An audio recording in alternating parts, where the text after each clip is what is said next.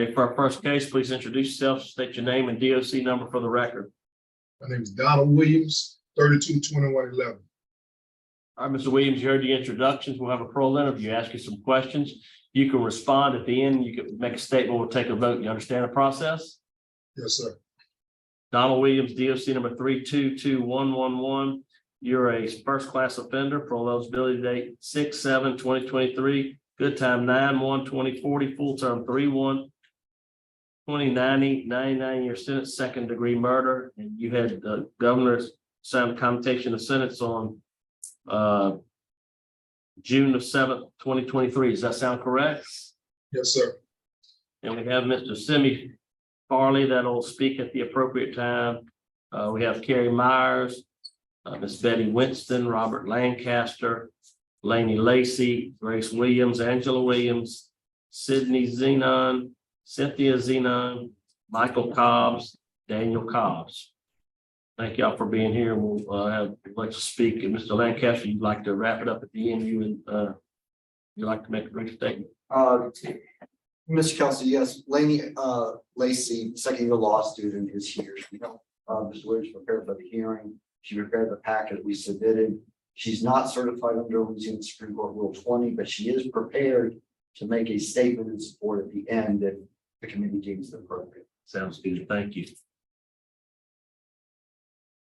All right, Mr. Williams. How old are you, Mr. Williams? Years old, How many? 50, How many years have you been incarcerated? 32 years. So how old were you when you committed this crime? 18? Yes, sir. What do you currently do at the state police barracks? Which job? Firing range, I'm a general orderly. I do the maintenance, sanitational stuff, carpentry, pretty much everything. I unload and sort out ammunition. So pretty much anything that they need done. How long have you been at state police barracks? 5 years. 5 years, sir.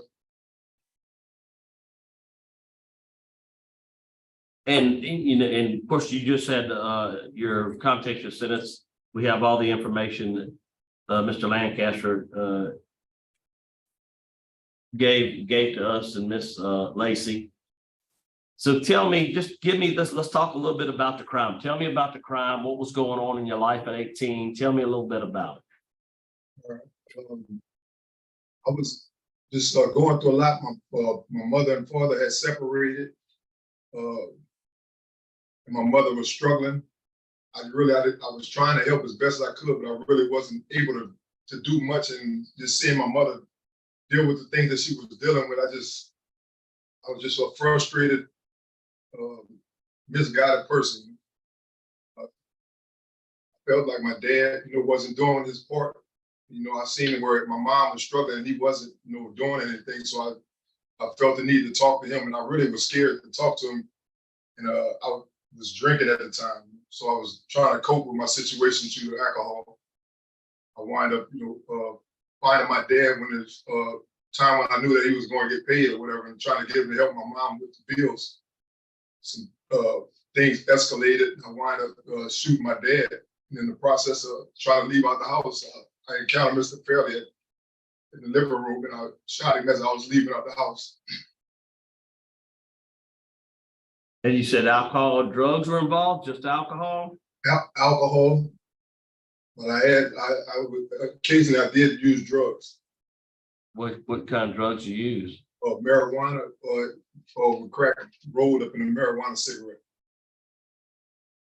So if you've taken some classes throughout the years, I see, to really try to improve yourself. What's your plan to stay sober once you get home? Because you get home, if you're fortunate enough to get out, look, there's a lot of stresses. There'll be a lot of stress out in the real world right now.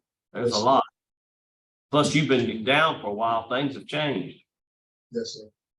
Well, I have definitely intentions on finding me an AA group and getting a hold to a sponsor. I've been attending classes here for every Thursday since I've been in the police barracks, and I'm also, like I said, I know I got family support. I have two aunties, well, an auntie and a godmother who was over, like social services in Louisiana for over 35 years. One, my godmother, and I have an auntie that's actually was like 30-something years as a social worker in the state of Michigan. So I know like I said, to reach out for resources. I'm not going to be alone, and I know I have a problem. So I definitely got to find me an AA group, become affiliated with. So what's your plans? I mean, I see Mr. Kerry Myers here. Obviously, Parole Project's going to be involved. What are your plans? Where are you going to go? What you going to do? My plans is to go to the Parole Project. Upon leaving the Parole Project, I have intentions on going to Georgia, me and my wife, to stay with my mother, so I can find us a place to reside in that's close to my employer. I do Go to where? Georgia. You're going to go out of state to Georgia? Yes, sir. Okay. With your wife? Yes, sir. What kind of work are you going to do? Carpentry. I have a job set for carpentry. I'm going to be working at a nonprofit organization, the Right Touch. I'll be doing the carpentry work on the homes. There's this facility that houses the homeless and phased out foster kids. She also owns rental properties that I'll be servicing renovations on interior as well as exterior. The owner or the CEO of the corporation. She has rental houses. What would you say to the family of the victim? I mean, this is a bad crime. I mean, this is tough on them. So it sounds like you were there to confront your father, but then there was another man there. And I mean, what would you say to the family of the victim? I would say that I've been knowing Mr. Fairley practically my whole life. Has been my family, my father, my mother. Everybody was pretty much raised with him. So I really, like I said, I really apologize. I know what I did when I was wrong. I really wasn't thinking, and if I could take it back, I would. I never had a problem with Mr. Fairley, and if his family know, I never had any altercations with any of them. I know they could speak to that. I was frustrated and I was scared and I just panicked, and I'm sorry. So like I said, I wish I could take it back. I know they're in pain, I'm just sorry. All right. Captain, you got any information for us? Yes, sir. Big Don is an excellent worker here. We never have any issues with him. He's also an excellent carpenter. I've seen some of the furniture that he has made, and it is absolutely beautiful. In fact, he made his own bedroom set. And as you can imagine, he doesn't look as big on TV as it really is. It's a pretty big bed. And we are big sad to see him go, but I'm happy that he's able to have the opportunity to be before y'all today. All right, thank you. All right, Mr. Kerry Myers, would like to make a brief statement.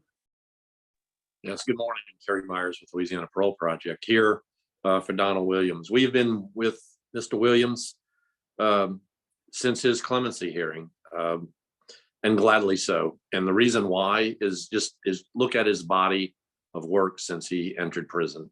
At 18 years old, he made a terrible decision and took a life. But since that moment, he has done everything that he could possibly do to change his trajectory, and he certainly has. And we stand behind him through our program. Mr. Williams has shown his character, not only in the work that he does. He even delayed going to the police barracks, an opportunity that he had to mentor his stepson who was at Angola. He literally delayed that so he could help him through that transition when he entered Angola. That shows a lot of character. We know that he'll be an asset to our program. He's been incarcerated for 32 years. He needs the transitional support that we can provide through our program, the reentry support. As this board knows what we do, I'm not going to go through everything that we do because this board is very familiar with our program. But we're here and we're happy to support Mr. Williams, and we ask this board to grant him today. Right, thank you. All right, would Ms. Grace Williams like to make a brief statement, or Ms. Angela wanted to? Yes. You'd like to make a brief statement? Go ahead. Yes, ma'am. Good morning. How Good y'all morning. doing? Good. My name is Grace Williams and I'm Don Williams' wife. And I just want you to know And I'm so sorry for what my son did, and I would have never believed that my son would have did something like that, because all I ever seen was good. All the bad things that I learned through court, y'all will never show up any signs of drinking or anything, which I worked 2 jobs. And I really only had like about 3 hours really to the house. And Donald was so good. He used to have football practice. He would leave his football practice to go cut yards because our gas was off at the time, and it was real winter. It was cold, and my husband had promised to pay the gas bill. He had been promising for about 3 weeks to pay it before it came and stuff. The gas was cut off. It would be cold in there. Donald used to cook on a hot plate for his brothers and sisters and them to be at work and stuff. He used to take and heat the water for the pour in the tub for the water would be cold, warm enough for him to take a bath and stuff. He just did so many good things, you know. And when I felt sometimes I just felt like giving up, but if it wasn't for Donald, I don't know what I'd have did, because he was like my rock when I felt I was falling.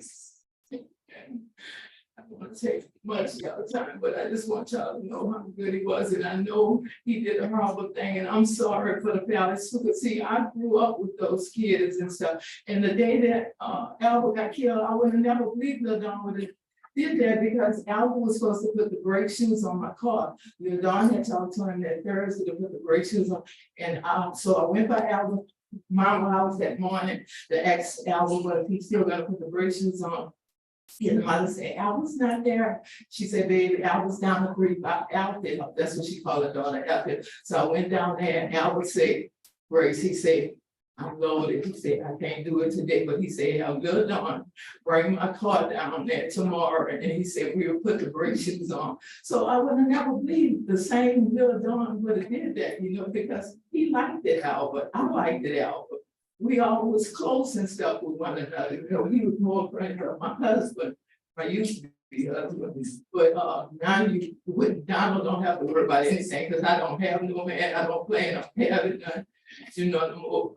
I'm just never gonna put him in that situation. And see, I need a second chance too, because I should have got my kids out of that situation. But see, what happened was, my husband, he used to be a good man before he got on drugs. He used to do what he supposed to do, but once he got on that drug, that was it. He didn't do anything anymore. And Donald took up the responsibility. He was a kid. Yes, ma'am. Doing a man's job and stuff.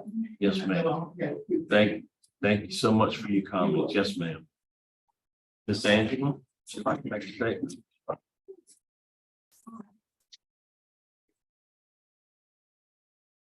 Good morning.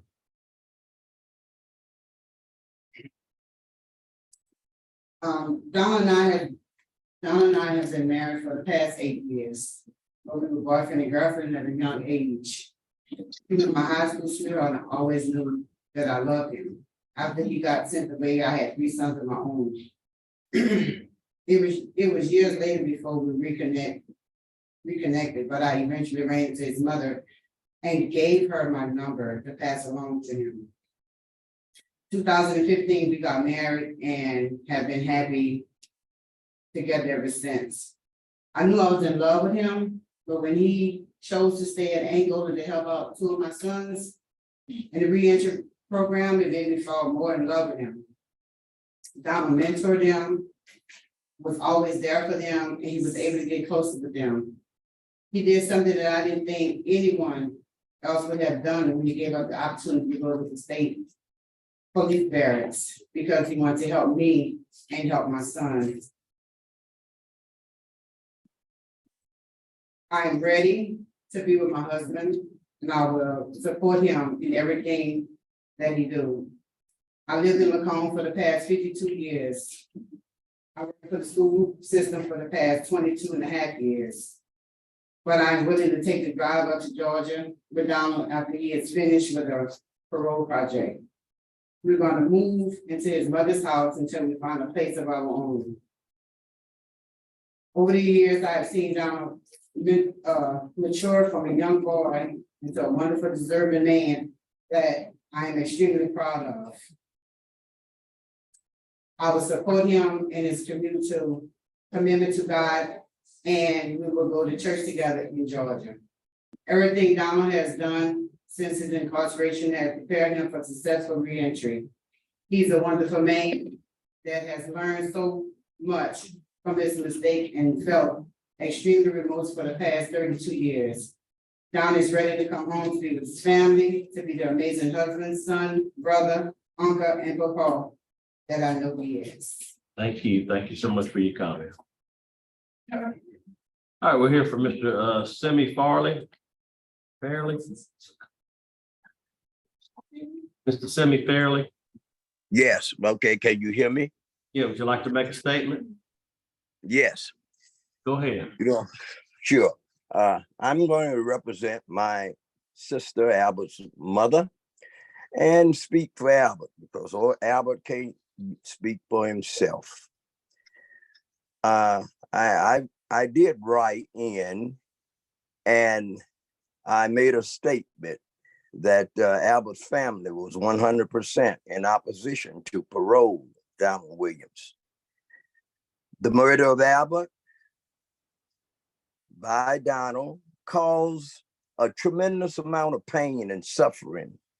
When that happened, even to this day, and Albert's mother, Evelyn Fairley, has suffered a mental anguish because of the loss of her only son. She needed him then, and she truly, in her old days with the sickness that she has that stem from some of that, has taken its toll on her. Albert's sister, his twin sister, has suffered a tremendous amount of mental anguish and pain when that happened. Albert's children, his nieces, nephews, their lives have been greatly affected after Albert's murder. Two of Albert's nieces witnessed that, and it has affected them. Now, Donald ended Albert's life. He deprived him, and I'm listening to all of the support and all of that, but it deprived his children, his family, of the many wonderful things of life that now that most people here that are speaking in support want Donald to enjoy. And those are some of the same things that Albert cannot enjoy because his life was ended. I was taught that when you make a bad choice, there's a consequence. And I think murder is the ultimate choice to make. And now I listen to what has been said. Donald has had a lot of freedom. That's a lot of freedom, even being incarcerated. He gets to be and visit with mother, father, sisters, and a lot of the people that's probably supporting him. Albert can't do that. When a person commit a crime of that nature, there is the consequences for it.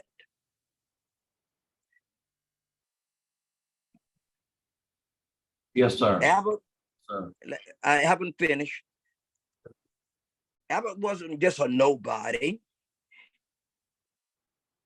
I asked that the board that when you vote, think of Albert as being your brother, a father, a nephew. And Donald should not be allowed to return to the community where those things happen, where that crime happened, and resume life. I'm certainly in opposition to that.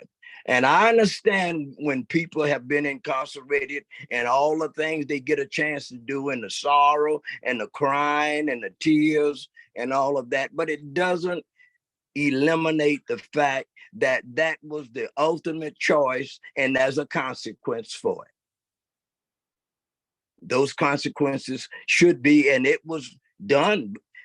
He was found guilty and was sentenced to life imprisonment. And I think that should be honored and carried out. Yes, sir.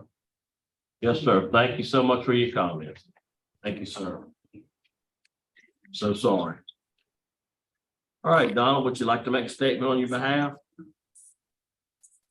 I understand everything that Mr. Fairley had to say. And I did, like I said, there's no excuse for what I did. I know what I did was wrong. So, like, no, I can't directly say I'm sorry for what I did. I'm sorry. And I know what he said in my heart. I would never do that again, hurt anybody's family like that again. I'm just asking for that you show some mercy. I could never atone for what I did. That's it. All right, now fair to vote. I'll vote first. Oh, I'm sorry. I apologize. Found not fair to vote. Miss Lacy, would you like to make a statement? Wrap it up. Sorry about that. And all this stuff. Committee. Donald today is unrecognizable compared to the man who was at the commission of this crime. He made a bad choice, and there's nothing he can do to take back the pain he caused. But he has worked tirelessly throughout his 32 years of his incarceration to better himself and improve his life. He has done programming, some of the most impactful being victim awareness, where he was able to understand that pain he caused and empathize with those he hurt. Donald has prepared for his reentry, has worked tirelessly to help others when he stayed at Angola to help out his stepsons and mentor them. And even as the captain said, he's an excellent worker and has never had any issues. Donald is prepared for his reentry and will succeed in Georgia, away from the location of the crime and away from the victims that he hurt. Thank you. Thank you. Thank you so much. All right, now we'll vote, Donald. To the Fairley family, I'm so sorry for that. I know I appreciate you being here. It's a difficult process, I know, for you and your family. Donald, it was a tough crime. It was a bad situation. But I have to judge you based on what I see today, the information I have in front of me, the things that you've done. You've put a lot of good work in. You have good input from the captain there. You've done a lot of good work. My vote today would be to grant your parole to the ICOTS Georgia, to the parole project in ICOTS Georgia. Want you to have curfew from 10 p to 6 a, unless you're working or at church. NAA 2 times a week. I'd like for you to do community service 6 hours per month. And no contact with the victim or victim's family. One vote, my vote. Mr. Roche. Thank you, Mr. Chairman.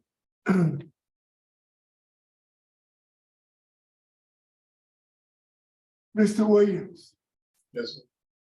nice seeing you again. Same. Mr. Williams, based on what I see now, a man that's been incarcerated for 32 years, has done everything within his power to make amends, to take good programming, an excellent disciplinary record, a excellent transition plan. You are being considerate of the family. You chose to do an ICOT to Georgia so you would not be in close proximity with the victim's family. And I think that's commendable. Good family support. My vote is to grant your release under the same conditions as Mr. Kelsey. Freeman. I concur. All right, you have 3 votes to grant your parole today. Your parole's been granted. Do you understand the stipulations? Yes, sir. All right, good luck to you. 3 votes to grant. Thank you. Thank you. All right, thank y'all. you. Thank y'all for being here. coming.